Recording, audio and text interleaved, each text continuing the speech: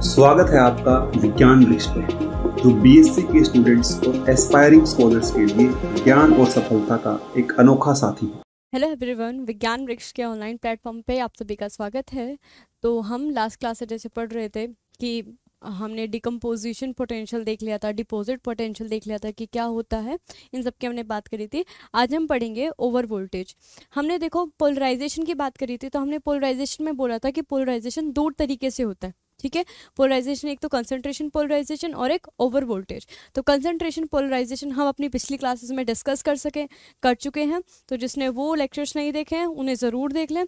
आज हम जो डिस्कस करने वाले हैं, आज हम डिस्कस करने वाले हैं ओवर वोल्टेज या फिर ओवर पोटेंशियल की। आखिर ओवर वोल्टेज क्यों, क्या होता है, ओवर पोटेंशियल क्या होता है। हमने पोलराइजेशन में, कंसंट्रेशन पोलराइजेशन में पढ़ लिया था कि किस तरीके से पोलराइजेशन हो रहा है ड्यू टू द इंक्रीज और decrease in the concentration of metal ions. मगर यहाँ अब हम बात करने वाले हैं कि ओवर वोल्टेज क्या होता है। यहाँ पे भी देखो पोलराइजेशन ही होगा, ठीक है, मगर ये किस वजह से हो रहा है और होता क्या है, आज हम इसकी बात करने वाले हैं। तो चलिए देखो क्या लिखा हुआ है। For the decomposition of an aqueous solution of an acid or alkali on the electrolysis, the theoretical voltage required should be equal to the EMF of reversible cell having hydrogen and oxygen electrode। देखो क्या बोला गया है, देखो यहाँ पे बोला क्या गया है कि अगर डिकम्पोजिशन होना है किसी भी एक्वस एसिड या फिर बेस का, हम पहले देख चुके हैं डिकम्पोजिशन पोटेंशियल हम पढ़ चुके हैं, ठीक है। वहाँ पे क्या था, हमारे सबके लिए जो ईएमएफ की वैल्यू कुछ पर्टिकुलर डिकम्पोजिशन पोटेंशियल आ रहा था वो 1.7 वोल्ट के आसपास आ रहा था। तो कहा गया है यहाँ पे कि जो थ्योरेटिकल वोल्टेज है वो किसके इक्वल होना चाहिए, हमारा ईएमएफ किस ईएमएफ के इक्वल होना चाहिए, रिवर्सिबल सेल के ईएमएफ के लिए, जहाँ पे हाइड्रोजन और क्या यूज़ करी गई है, ऑक्सीजन इलेक्ट्रोड। कहाँ की बात कर रहे हैं, जब हम किसकी बात करें, डिकम्पोजिशन की बात करें, किसके डिकम्पोजिशन की बात कर रहे हैं, एसिड या फिर एल्कली, किसके एसिड या फिर एल्कली इलेक्ट्रोड की बात कर रहे हैं, या फिर उन पे जो क्या हो रहा है डिकम्पोजिशन हो रहा है उसकी बात करें। तो उस केस में क्या होना चाहिए, कि जो हम वैल्यू कैलकुलेट कर रहे हैं थ्योरेटिकल वैल्यू किसके इक्वल आनी चाहिए, रिवर्सिबल इलेक्ट्रोड के ईएमएफ के, ठीक है, जहाँ पे क्या हो, हाइड्रोजन और ऑक्सीजन इलेक्ट्रोड इन्वॉल्व हो, ठीक है। तो देखो यहाँ पे ऑर्डिनरी टेम्परेचर पे, ठीक है, नॉर्मल टेम्परेचर जिसे कहते हैं हम, नॉर्मल टेम्परेचर पे जो हमारी थ्योरेटिकल वोल्टेज, थ्योरेटिकल जो हम कैलकुलेशन से कैलकुलेट करते हैं, थ्योरेटिकल वोल्टेज क्या आती है 1.23 volt irrespective of it nature, किसके नेचर के,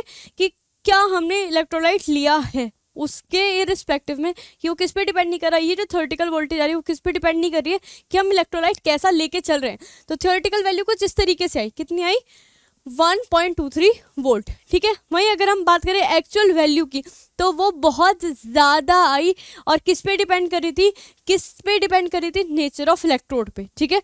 तो यही चीज़ बोली गई है कि जो एक्चुअल वैल्यू आई वो क्या आई, इलेक्ट्रोड पोटेंशियल की, वो ज़्यादा आई हमारी थ्योरेटिकल वैल्यू से, और किस पे डिपेंड कर रही थी, नेचर ऑफ इलेक्ट्रोड पे। देखो जैसे कि हमने प्लेटिनम की बात करी थी पहले, तो प्लेटिनम के लिए जो हमारा डिकम्पोजिशन पोटेंशियल आया था, पोस्ट में पोटेंशियल की वैल्यू कितनी आई थी 1.7 वोल्ट, ये आई। मगर जैसे ही हमने प्लेटिनम को रिप्लेस कर दिया लेड की इलेक्ट्रोड से, तो हमारा डिकम्पोजिशन पोटेंशियल कितना आया 2.2 वोल्ट। देखो डिकम्पोजिशन पोटेंशियल क्या होता है हम सभी लास्ट क्लास में पढ़ चुके हैं, ठीक है। तो देखो जब हम प्लेटिनम की बात कर रहे हैं तो हमारी एक्चुअल डिकम्पोजिशन पोटेंशियल कितनी आई थी 1.7 वोल्ट, और लेड के केस में 2.2, और थ्योरेटिकल हमारी कितनी आ रही है 1.23 वोल्ट। तो जो हमारी एक्चुअल वैल्यू है वो थ्योरेटिकल वैल्यू से क्या आ रही है, ज़्यादा आ रही है, और किस पे भी डिपेंड कर रही है, इलेक्ट्रोड के नेचर पे भी डिपेंड कर रही है। जैसे ही हमने इलेक्ट्रोड चेंज कर दिया, डिकम्पोजिशन पोटेंशियल की वैल्यू भी क्या हो गई, चेंज। तो ऐसा क्यों हो रहा है, ऐसा क्यों हुआ, this is because of polarization. तो यही लिखा है, this is due to polarization effect taking place at electrode. ये क्यों हो रहा है, क्योंकि पोलराइजेशन हो रहा है किस पे, इलेक्ट्रोड पे, उसकी वजह से हमारी जो थ्योरेटिकल वैल्यू है और एक्चुअल वैल्यू इक्वल नहीं आती है, ठीक है। तो देखो फर्दर आगे क्या लिखा हुआ है कि हम एक्सपेरिमेंटली डिफरेंट इलेक्ट्रोड का क्या निकाल सकते हैं, पोटेंशियल निकाल सकते हैं। और किन इलेक्ट्रोड का, देखो यहीं पे बोला गया एक्सपेरिमेंटली यूजिंग डिफरेंट मेटल्स, अलग अलग मेटल को इलेक्ट्रोड की तरह यूज करके the potential at which evolution of hydrogen and oxygen gas occurred at cathode and the anode can be derived या कैन बी मेजर्ड। कहने का मतलब क्या है कि हम डिफरेंट किसके लिए, डिफरेंट मेटल की इलेक्ट्रोड के लिए, ठीक है, डिफरेंट मेटल के इलेक्ट्रोड को यूज़ करके हम क्या फाइंड आउट कर सकते हैं, हम क्या फाइंड आउट कर सकते हैं, पोटेंशियल फाइंड आउट कर सकते हैं, डिकम्पोजिशन पोटेंशियल फाइंड आउट कर सकते हैं, जहाँ पे क्या हो रहा हो, किसका इवोल्यूशन हो रहा हो, हाइड्रोजन और ऑक्सीजन का इवोल्यूशन हो रहा हो।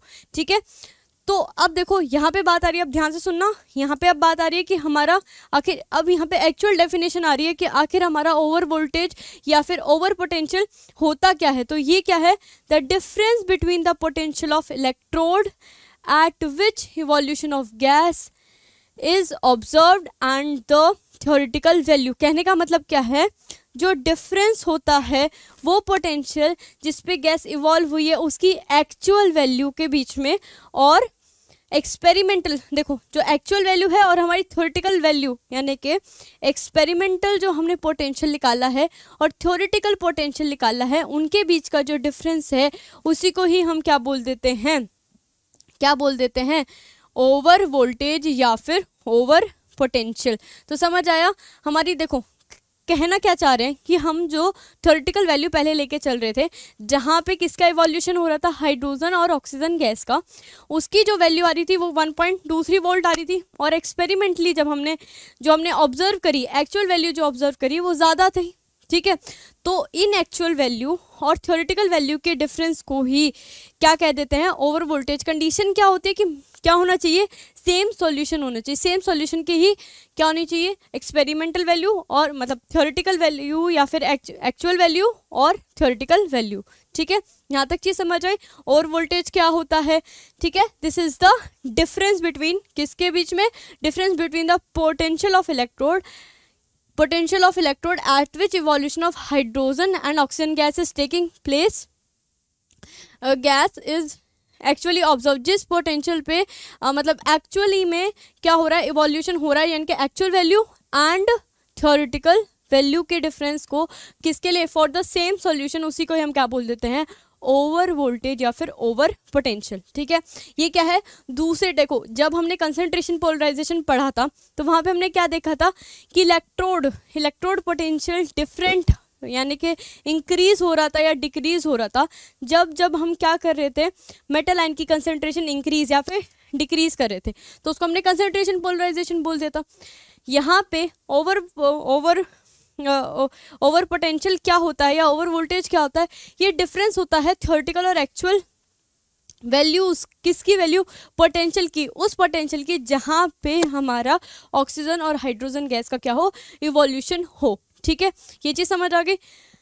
अब देखो आगे यही बात करी गई है, कंसंट्रेशन पोलराइजेशन क्यों आता है, ड्यू टू इंक्रीज और decrease in concentration of ion. ये तो हम पढ़ चुके हैं पहले कि अगर हमारे मेटल आयंस की कंसंट्रेशन इंक्रीज हो रही है तो इलेक्ट्रोड पोटेंशियल भी इंक्रीज हो जाएगा, अगर मेटल आयन की कंसंट्रेशन डिक्रीज हो रही है तो इलेक्ट्रोड पोटेंशियल भी डिक्रीज हो जाता है। नर्स इक्वेशन से ड्राइव करा था हमने, सब पढ़ चुके हैं ये हम। ठीक है, मगर ओवर पोलराइजेशन क्या होता है, ये क्या होता है, पोलराइज्ड पोटेंशियल होता है। क्या होता है, पोलराइज्ड पोटेंशियल, क्योंकि दोनों पोटेंशियल में क्या आ रहा है, डिफरेंस आ रहा है ड्यू टू सम प्रोसेस। किस वजह से आता है ये, due to some process occurring at the surface of electrode which take place irreversibly and depending upon the nature of electrode. ठीक है, देखो हमने बोला ही स्टार्टिंग में बोल रहे थे, देखो ये होता क्या है, पोलराइज्ड पोटेंशियल होता है। क्या होता है, पोलराइज्ड पोटेंशियल। ओवर वोल्टेज क्या होता है, पोलराइज्ड पोटेंशियल होता है। क्यों आता है, क्योंकि जो हमारे जो सरफेस है, कैथोड पे जो रिएक्शन हो रही है उस पे जो रिएक्शन हो रही है उस पे डिपेंड कर रहा है, और किस पे डिपेंड कर रहा है, ये मतलब जो देखो कहना क्या चाह रहा है कि हम जो लेके चलते हैं, अगर हम पोटेंशियल लेके चलते हैं तो रिवर्सिबल सेल का लेके चलते हैं। ठीक है, मगर यहाँ पे क्या बोल रहा है कि कुछ जो रिएक्शंस होती हैं वो कैथोड के सरफेस पे कैसी हो रही हैं, इरिवर्सिबली। कैसे हो रही है, इरिवर्सिबली। देखो ये लिखा हुआ है कैसे हो रही है, इरिवर्सिबली। और किस पे डिपेंड करता है ये, और किस वजह से ये आता है, क्यों हमारा ओवर वोल्टेज क्रिएट होता है या पोलराइजेशन क्रिएट होता है किसमें, पोटेंशियल में। पहली बात तो किस वजह से, बिकॉज जो रिएक्शन हो रही है हमारे कैथोड के सरफेस पे वो कैसी हो रही है, इरिवर्सिबली। कैसी हो रही है, इरिवर्सिबली। और किस पे डिपेंड कर रही है, हमने देखो हमने बोल दिया था जो हमारी एक्चुअल वैल्यू मतलब जो हमारी थ्योरेटिकल वैल्यू है वो किस पे डिपेंड नहीं कर रही, नेचर ऑफ इलेक्ट्रोलाइट पे डिपेंड नहीं कर रही है। मगर यहाँ पे अगर हम बात कर रहे हैं ओवर वोल्टेज की तो वो किस पे डिपेंड कर रहा है, इलेक्ट्रोड के नेचर पे डिपेंड कर रहा है। जैसे ही हमने इलेक्ट्रोड चेंज कर दी थी हमारी डिकम्पोजिशन पोटेंशियल की वैल्यू चेंज हो गई थी। अभी पीछे ही देखा था हमने।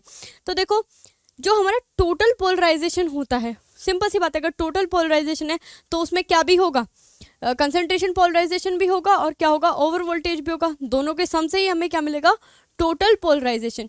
तो अगर हमें ओवर वोल्टेज की वैल्यू फाइंड आउट करनी है, सिर्फ ओवर वोल्टेज की वैल्यू फाइंड आउट करनी है, तो आप मुझे बताइए क्या कर सकते हैं हम। किसी तरीके से अगर कंसंट्रेशन पोलराइजेशन को हटा दें, किसी तरीके से जो पोलराइजेशन कंसंट्रेशन पोलराइजेशन की वजह से आ रही थी उसको हम क्या कर दे, किसी तरीके से गायब कर दे, तो क्या हो जाएगा, जो हमारा टोटल पोलराइजेशन है वो किसके इक्वल हो जाएगा, ओवर वोल्टेज के इक्वल। तो वहाँ से हम क्या निकाल सकते हैं, ओवर वोल्टेज निकाल सकते हैं। अब कंसंट्रेशन पोलराइजेशन जब हमने पढ़ा था तो हमने एक चीज़ पढ़ी थी लास्ट में कि जब हम कंसंट्रेशन पोलराइजेशन में स्टर कर देते हैं, सॉल्यूशन को स्टर कर देते हैं, तो हमारी कंसंट्रेशन पोलराइजेशन की वैल्यू नियरली जीरो के पास पहुँच जाती है। पढ़ा था ये हमने। तो अगर हमें ओवर वोल्टेज की वैल्यू फाइंड आउट करनी है तो हम क्या कर सकते हैं, कंसंट्रेशन पोलराइजेशन जिस इलेक्ट्रोलाइट या जिस भी सिस्टम के लिए हम चेक कर रहे हैं उसमें क्या कर सकते हैं, स्टरिंग कर सकते हैं ताकि हमारे आयंस माइग्रेट कर सके। ठीक है, और माइग्रेट करने से क्या हो जाएगा, उसमें कंसंट्रेशन पोलराइजेशन की वैल्यू नेग्लिजिबल हो जाएगी, ऑलमोस्ट जीरो के पास हो जाएगी। तो वहाँ पे हम क्या कर सकते हैं, ओवर वोल्टेज फाइंड आउट कर सकते हैं। तो यही चीज़ लिखी है, देखो the total potential polarization observe is the sum of both effect, दोनों इफेक्ट के सम के इक्वल होगा। सिंपल सी बात है। तो in order to find out the value of over voltage concentration polarization is almost reduce. जब हम क्या कर रहे हैं, हमें अगर ओवर वोल्टेज की वैल्यू फाइंड आउट करनी है तो क्या कर सकते हैं हम, concentration polarization almost reduce to zero, यानी कि जीरो के पास पहुंच जाता है।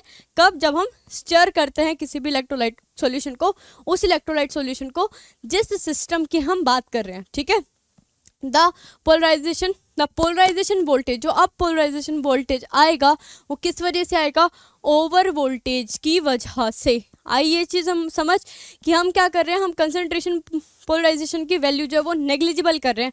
तो जो टोटल पोलराइजेशन वोल्टेज आएगी हमारी वो किसकी वजह से होगी, ओवर वोल्टेज की वजह से होगी। ठीक है, फिर ओवर वोल्टेज को हम क्या भी बोलते हैं, बबल वोल्टेज भी बोलते हैं। क्या बोलते हैं, बबल वोल्टेज। क्यों बोलते हैं, बिकॉज ये वो स्टेज है, इसको क्या बोला जाता है, वो स्टेज है जहाँ पे क्या होता है, evolution of the bubble of gases commences at electrode. यानी कि क्या होता है, ये वो स्टेज है जहाँ पे हमारे गैसेस के बबल्स लाइक स्टार्ट हो जाते हैं निकलने। तो उसी को हम, इसी वजह से हम इसको क्या भी बोल सकते हैं, बबल ओवर वोल्टेज भी बोल सकते हैं।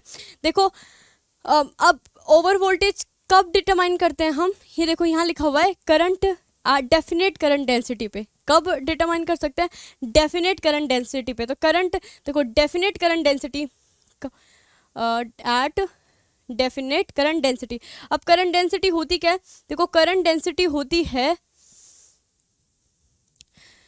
करंट डेंसिटी होती है current strength per unit area. ठीक है, क्या बोल रही हूँ मैं, हम ओवर वोल्टेज कब डिटरमाइन कर सकते हैं, at a definite current density. और करंट डेंसिटी क्या होती है, it is the current strength या फिर करंट पर यूनिट एरिया। पर यूनिट एरिया में कितना करंट स्ट्रेंथ है, कितना करंट फ्लो हो रहा है, उसी को हम क्या बोल देते हैं, करंट डेंसिटी। ठीक है, फॉर्मूले से भी इसको मैथमेटिकली भी रिप्रेजेंट करके दिखाया है, यहाँ पे मैथमेटिकली भी हमने इसको यहाँ रिप्रेजेंट कर दिया है। जस्ट वेट, मैथमेटिकली हम इसको कैसे लिख सकते हैं,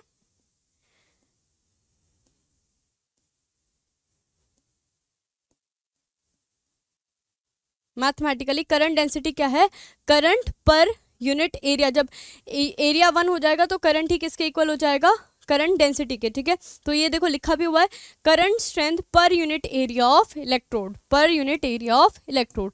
ठीक है,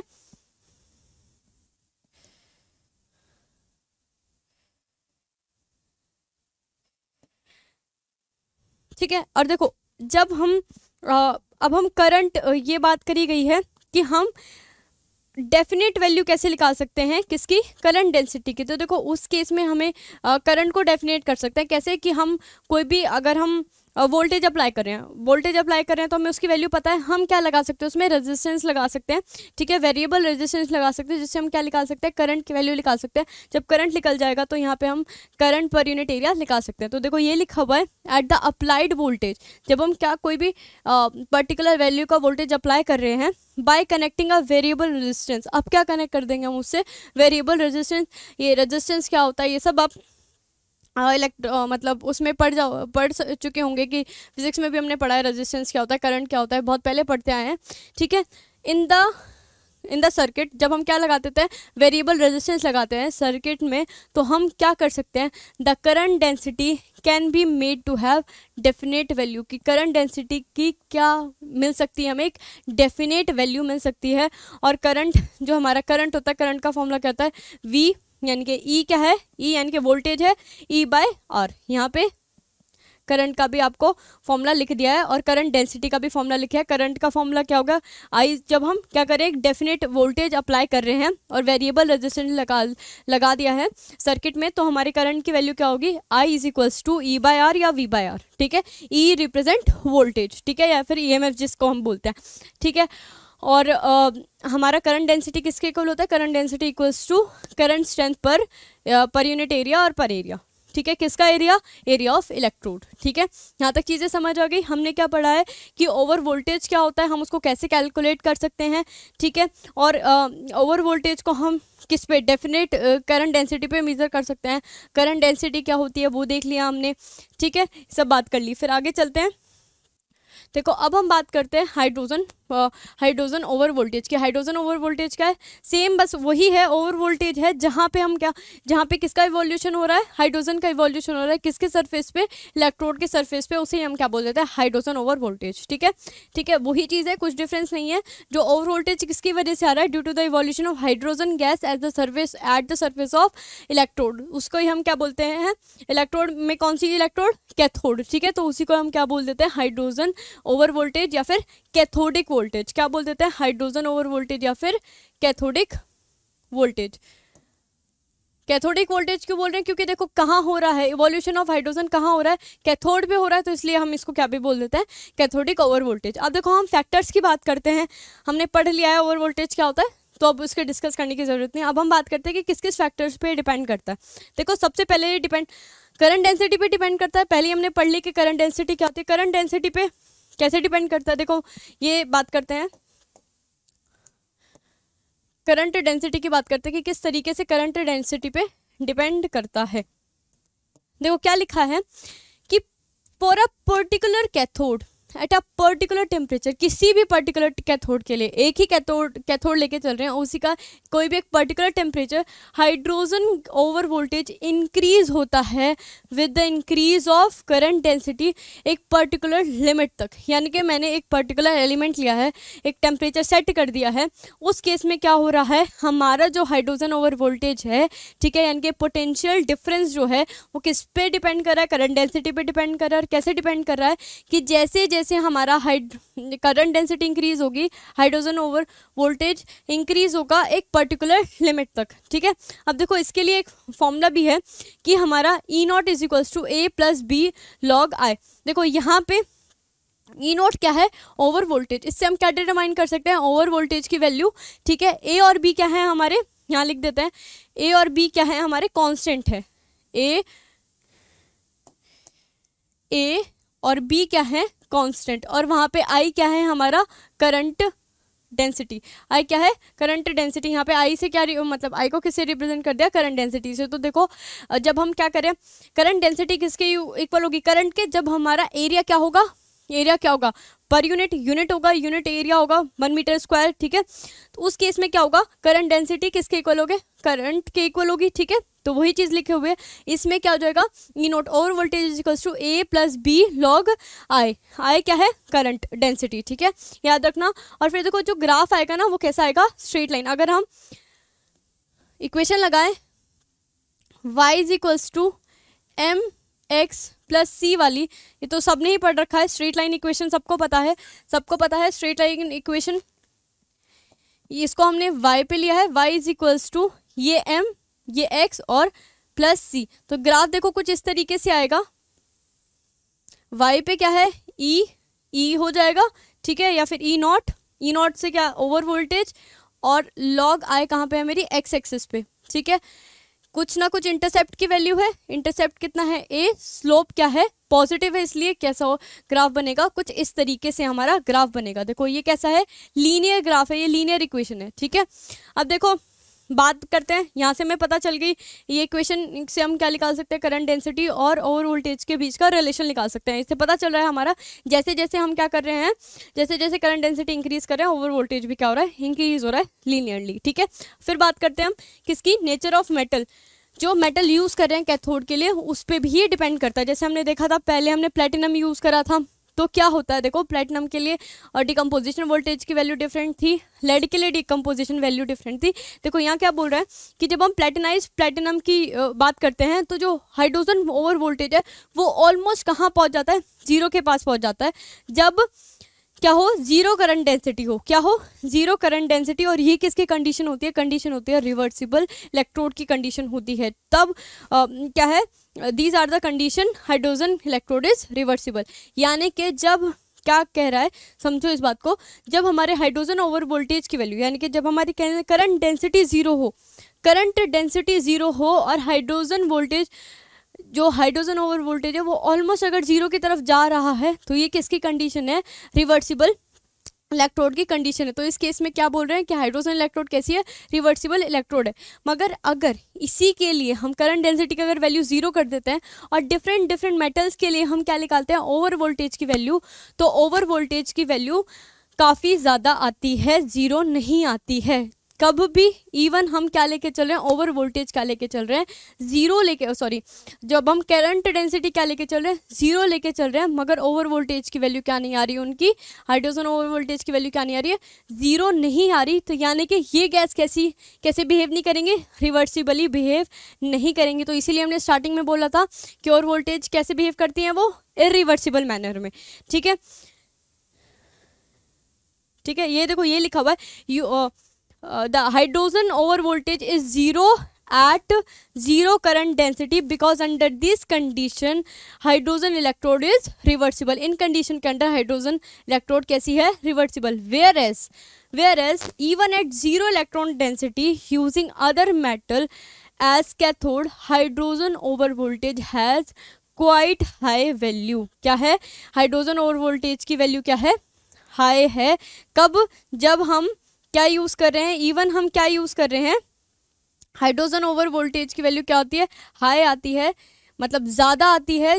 इवन इन द केस कि जब हम अदर देन प्लेटिनम की इलेक्ट्रोड यूज़ करते हैं, उन सब मेटल्स के केस में, एलिमेंट्स के केस में क्या होता है कि हमारे हाइड्रोजन ओवर वोल्टेज की वैल्यू ज़ीरो नहीं आती। इवन हम करंट डेंसिटी की वैल्यू चाहे ज़ीरो भी ले ले, तो वहाँ से हमें पता चला कि जो हमारा हाइड्रोजन ओवर वोल्टेज है वो किस पे भी डिपेंड कर रहा है कि हम कैसी इलेक्ट्रोड जो हम, या फिर कैथोड जो हम लेके चल रहे हैं उसका मेटल कौन सा है, नेचर पे डिपेंड कर रही है, मेटल के नेचर पे डिपेंड कर रही है, ठीक है। So accordingly the electrode can not function reversibly. अब सिंपल सी बात है, रिवर्सिबल होने के लिए करंट डेंसिटी की वैल्यू जीरो होने पे हाइड्रोजन ओवर वोल्टेज की वैल्यू भी क्या होनी चाहिए, जीरो हो जानी चाहिए, मगर ऐसा तो कुछ नहीं हो रहा है। तो ये कैसे बिहेव करेंगे, which means that it is not possible to deposit H2, उनके ऊपर H2 डिपॉजिट करना पॉसिबल नहीं है on them anywhere near the reversible potential. देखो रिवर्सिबल पोटेंशियल ही क्या होता है, हमारा इलेक्ट्रोड पोटेंशियल होता है, तो यही बोला गया है कि वो रिवर्सिबली बिहेव ही नहीं कर रही है।